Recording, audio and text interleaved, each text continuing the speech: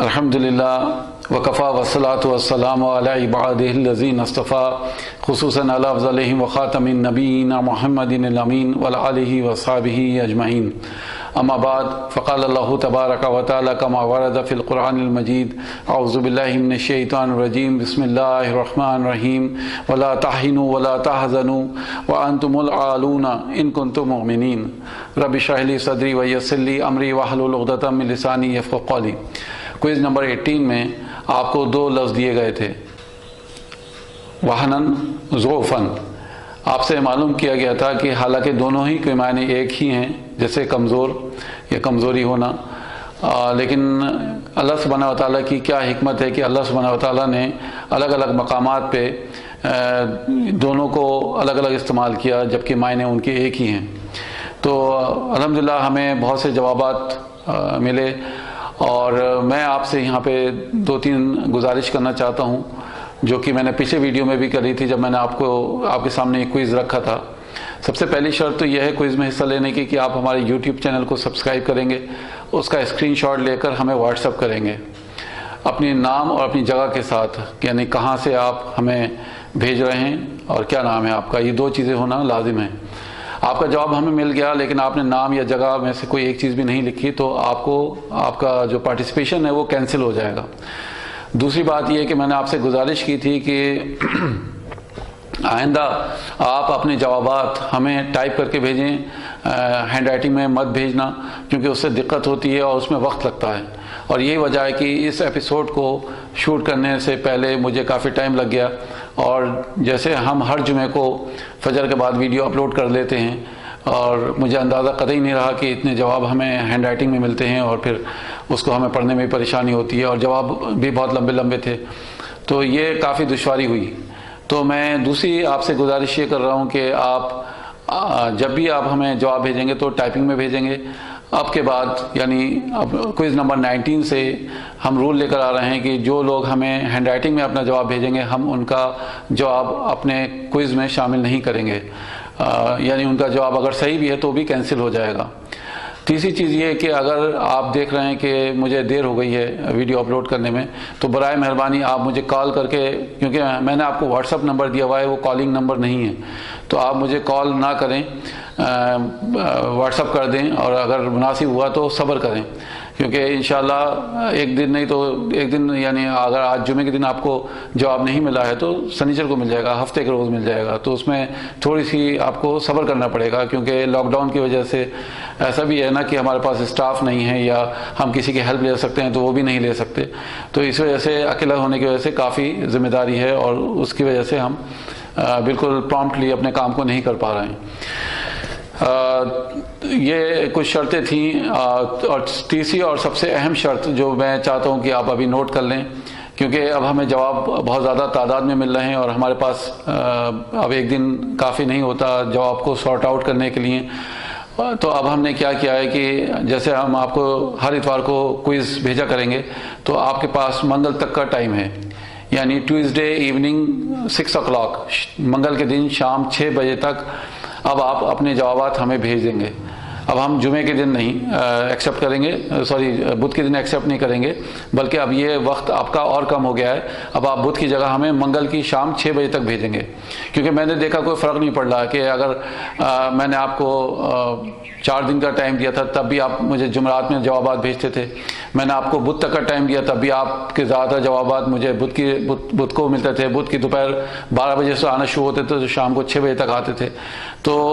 میں نے یہ نوٹ کیا کہ آپ لوگ بالکل لاسٹ مومنٹ پہ اپنے جوابات بھیجتے ہیں، اور ہمیں ادھر وقت کم ملتا ہے آنسرز کو سارٹ آؤٹ کرنے کے لیے، تو لہٰذا آئندہ آج کے بعد یعنی کوئز نمبر 19 سے اب آپ کو کرنا یہ ہے کہ اتوار کے دن ہم آپ کو کوئز بھیجیں گے، اور اتوار پیر منگل کی شام 6 بجے تک آپ کو اپنے جوابات ہمیں بھیجنا ہے۔ اس بار الحمدللہ مجھے کافی صحیح جواب ملے، کافی جواب ملے، اس میں صحیح بھی کافی تھے، لیکن کچھ صحیح جواب تھے لیکن ان کا ٹائم نکل چکا تھا۔ ایک صاحب نے مجھے تقریباً 8 ساڑھے 8 بجے جواب بھیجا، جو کہ 6 بجے تک کا ٹائم تھا بدھ کے دن، اور 2-3 لوگوں کے جواب ہمیں جمعرات کو ملے، تو ہم نے ان کا نام شامل نہیں کیا ہے اس میں، حالانکہ ان کے جواب صحیح تھے، لیکن پھر بھی ہم نے ان کا نام اس لیے شامل نہیں کیا کیونکہ وہ رول کے خلاف تھی چیز۔ تو اس بات کا خیال رکھیے کہ اب آئندہ سے آپ منگل کے دن شام 6 بجے تک اپنے جوابات ہمیں لازم بھیج دیں۔ آئیے سب سے پہلے ہم ڈسکس کر لیتے ہیں کہ دونوں لفظوں میں کیا بنیادی فرق ہے، لیکن اس سے پہلے میں سارے نام پڑھ دیتا ہوں آپ کے سامنے، جن لوگوں کے ہمیں صحیح جوابات ملے اور جن کے نام ڈرا میں گئے ہیں، اور ہم انشاءاللہ ڈرا نکالیں گے ابھی۔ تو سب سے پہلے میں ایک لسٹ آپ کے سامنے پڑھ دیتا ہوں کہ جن لوگوں کے نام آج ڈرا میں شامل ہیں۔ ان کا نام ہے زیبا ابرار، شائستہ احمد، امیس فضل، محمد حبیب، محمد موئس، محمد نواز، ارسلان شاہ جی، فیصل نعیم، رضیہ، فاطمہ، مشاہد الاسلام، شہناز پروین، طفیل عالم، سودا، محمد سالک رضا، افروز عالم، بابرہ رحیم، عادل، راشد الخیر، توصیف عالم، محمد طارق انور، احتشام عالم، صبا فاطم، محمد امتیاز، ثاقب رضا، عتیبہ رحمان، شائستہ پروین، نیاز ذکی، عافیہ پروین، عباد الحق، تنویر ارشد، نواز ذکی، تسلیم الدین، واحد نور، توقیر، عبد الرافع، شہباب انور، فراز ذکی، مجاہد اشاعتی، زاہد سدرہ خان، محمد حکمت، محمد فراز، انوار الحق، جمال الدین، ایاز احمد، محمد سراج احمد، علیہ حقی، فرزانہ نواز، عروسہ، یوسف احمد، ظفیر الدین، فیضان علی، زینب خاتون، احمد، زیبہ فردوس، انتصاب الحق، ضمیر الدین، پرویز مشرف، نادرہ رحیم، تبسم فاطمہ، اوان الحق، حفاظت یار خان، شہباز اشرفی، محمد پرویز، محمد صدام حسین، مجیب اللہ سعید، شفا ناز، وریشہ خان، صبیحہ، محمد شکیل، محمد خبیب، محمد ساحل۔ یہ تقریباً ہمیں نام ملے جو صحیح نام تھے اور جن کے نام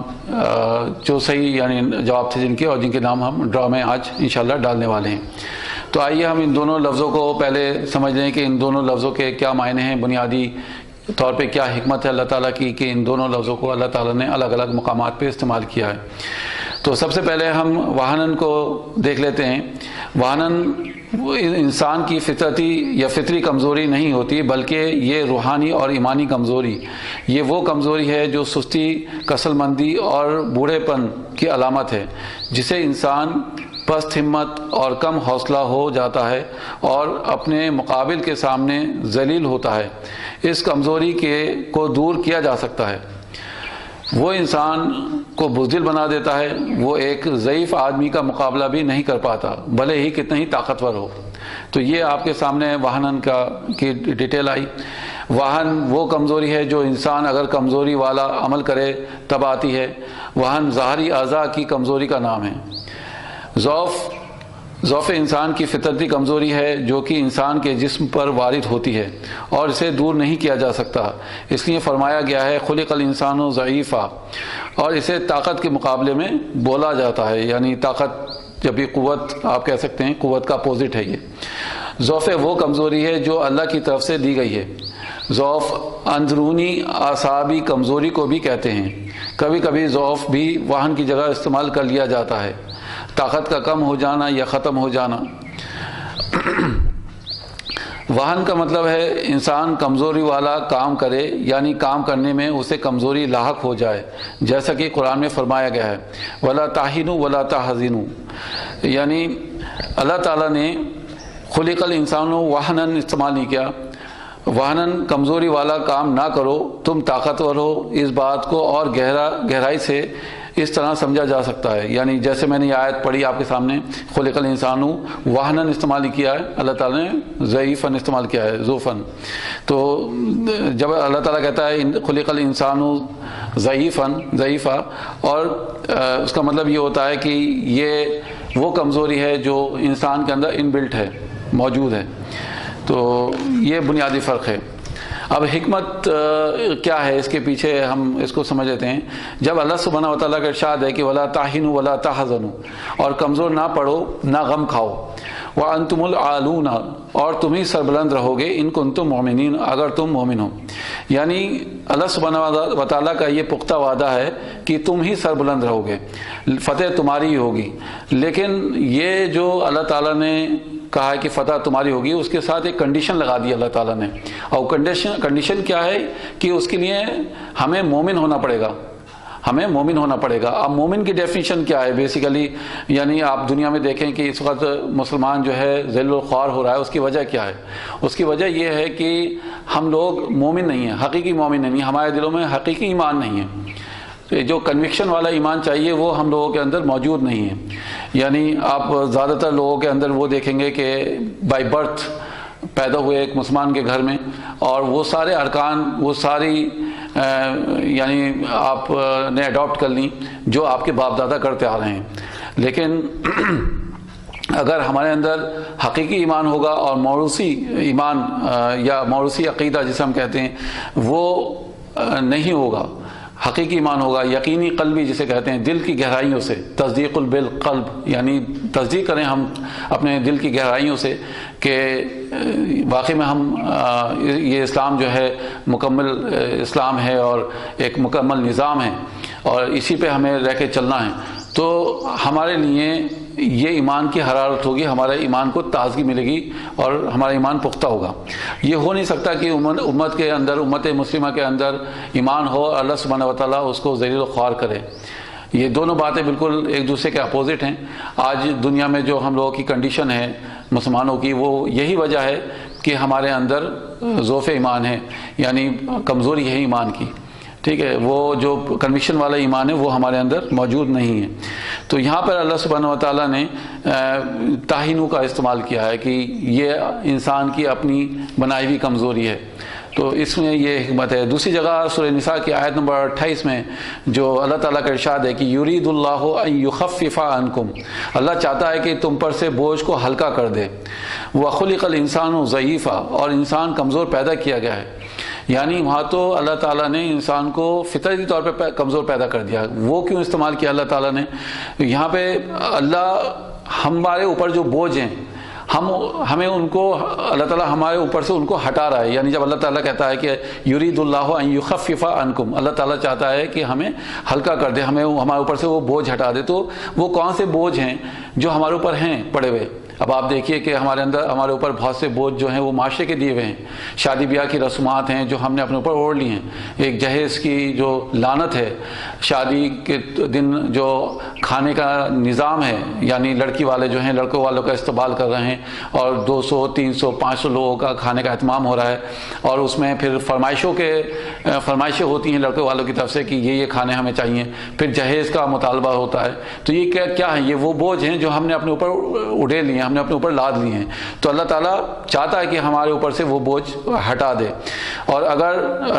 یعنی تم ان چیزوں پر عمل نہیں کرو گے، اللہ تعالیٰ کہتا ہے کہ مطلب مثال طور پہ ہم نے ان برائیوں پہ، ان بوجھ جو ہم نے اپنے اوپر ڈالی ہیں، اگر ہم ان بوجھوں پہ غور و فکر نہیں کریں گے، اگر ہم ان کو اپنے اوپر سے ہلکا کرنے کی کوشش نہیں کریں گے، ہٹائیں گے نہیں، تو کیا ہوگا؟ معاشرے میں گندگیاں ہوں گی، گندگیاں پھیلیں گی، فساد برپا ہوگا، جھگڑے ہوں گے، بدگمانیاں ہوں گی، یہ ان کا نتیجہ ہوگا۔ تو اللہ سبحانہ و تعالیٰ ان سب سے روک تھام چاہتا ہے، اور وہ چاہتا ہے کہ ہمارے لیے آسانی ہو۔ اسی وجہ سے اللہ تعالیٰ نے کہا کہ خلق الانسان ضعیفا، انسان کے اندر کمزوری بھی ہے۔ اب کمزوری سے مراد کیا ہے کہ کچھ کمزوری کا پہلو بھی موجود ہے۔ اللہ تعالیٰ نے اگر اپنی روح پھونکی ہے، انسان کے اندر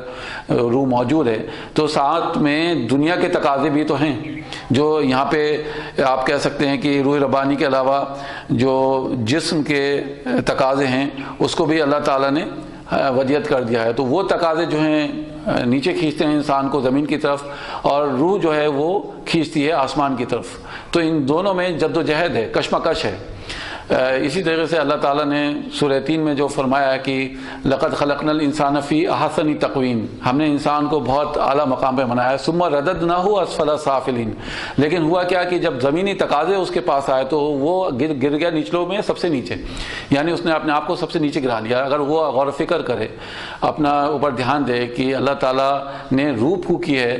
اور روح کون سی اتنی مقدس چیز ہے جو پھونکی گئی ہے انسان کے اندر، جس کی وجہ سے ابلیس سے کہا گیا کہ سجدے کرو، کرو اور سارے فرشتوں سے سجدے کروائے، اس کا نتیجہ بالکل انسان نے اس کا برعکس کر دیا، یعنی وہ زمینی تقاضوں کو پورا کرنے میں لگ گیا اور اپنے اوپر ایسے بوجھ ڈالے کہ ان کو وہ اتار نہیں پا رہا ہے، اور اللہ تعالیٰ یہ چاہتا ہے کہ وہ بوجھ اتارے۔ اور اللہ تعالیٰ نے پھر کیا کہا کہ خلق الانسان ضعیفا، انسان کو اللہ تعالیٰ نے ساتھ میں کمزور بھی کر دیا، یعنی کمزور بھی پیدا کر دیا کہ وہ اب اس کی چاہتیں جو ہیں اس کے آگے آ گئی ہیں۔ تو یہ اس کی حکمت تھی۔ الحمدللہ دونوں آیتوں کے جو بنیادی فرق تھا، اللہ سبحانہ و تعالیٰ سے دعا ہے کہ اللہ تعالیٰ ہمیں صبر و استقامت دے اور ہمیں ان لوگوں میں شامل کرے جو ایمان کے لیے جد و جہد کر رہے ہیں۔ ہمیں حضور نے 3 درجے دیے ہیں، سب سے پہلے اسلام کا درجہ ہے، پھر ایمان کا درجہ ہے اور پھر احسان کا درجہ ہے۔ تو ہر مسلم کو چاہیے کہ وہ جد و جہد کرے، کوششیں کرے احسان کے درجے کو حاصل کرنے کے لیے، نہ کہ مسلمان ہو کے رہ جائے اور یہ سوچے کہ اپنے مولوی حضرات سے، اپنے مفتی حضرات سے پوچھے کہ امام صاحب کیا اسلام میں یہ کر سکتا ہوں یا نہیں کر سکتا، یہ کم سے کم تر پہ وہ اپنا اتفاق کرے اور یہ سوچے کہ میں یہ دیکھوں یہ حرام ہے یہ حلال ہے، مطلب وہ اس چیز میں لگا رہے۔ تو کیا مطلب ہوا اس کا کہ وہ مسلمان ہونے کے بعد اس میں بھی گنجائشیں تلاش کر رہا ہے کہ اگر میں یہ کام کروں گا تو میرا عمل ہو جائے گا، اگر میں یہ کام کروں گا تو میں یہ عمل نہیں ہوگا، یعنی یہ حرام ہے یا حلال ہے، یہ تو پوچھنے پہ لگ رہے ہیں۔ لیکن ہم اس چیز کو اور بہتر کیسے کریں اور بہتر سے بہتر کیسے کریں اس عمل کو، اس پہ قطعی دھیان نہیں ہے ہم لوگوں کا۔ تو اللہ تعالیٰ سے دعا ہے کہ اللہ تعالیٰ ہمیں صبر و استقامت دے اور وہ مقام دے جو صحابہ اکرام رضی اللہ تعالیٰ عنہ اجمعین نے حاصل کیا تھا کہ ہم اسی مقام کے لیے جد و جہد کریں اپنی زندگی میں۔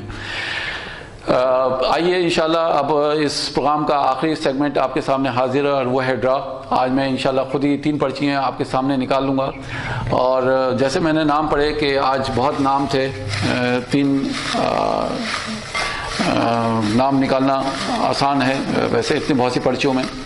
تو آئیے سب سے پہلے ہم دیکھتے ہیں کہ پہلی پرچی کس کی ہے۔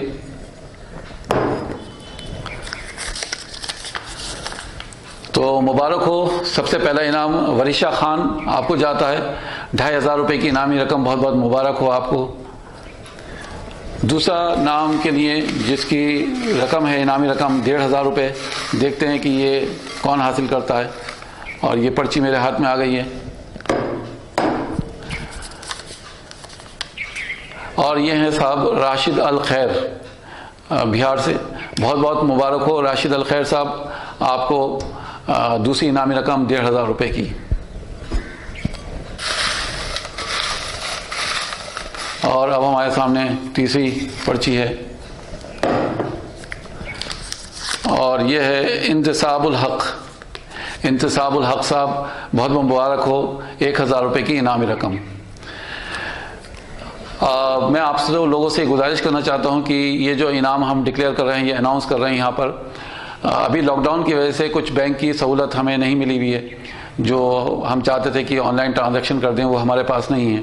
تو اس لیے ابھی آپ کو صبر کرنا پڑے گا۔ انشاءاللہ جیسے حالات نارمل ہوں گے ہم انشاءاللہ آپ کو انعامی رقم آپ تک پہنچا دیں گے۔ آپ کی امانت جب تک ہمارے پاس ہے انشاءاللہ بے فکر رہیے اور دعا کریے، ہم سب اپنے حق میں بہتر کے لیے دعا کریں، لاک ڈاؤن سے نجات کی دعا کریں، اس کرونا وائرس سے نجات کے لیے دعا کریں، اور آپ لوگ بھی ہمارے انسٹیٹیوٹ کے لیے ہمارے لیے دعا کرتے رہیے کہ اللہ تعالیٰ ہمیں استقامت دے اور ہمیں اتنی قوت دے کہ ہم اس پروگرام کو کیری آن کر سکیں۔ وآخر دعوانا ان الحمد للہ رب العالمین۔ السلام علیکم ورحمۃ اللہ وبرکاتہ۔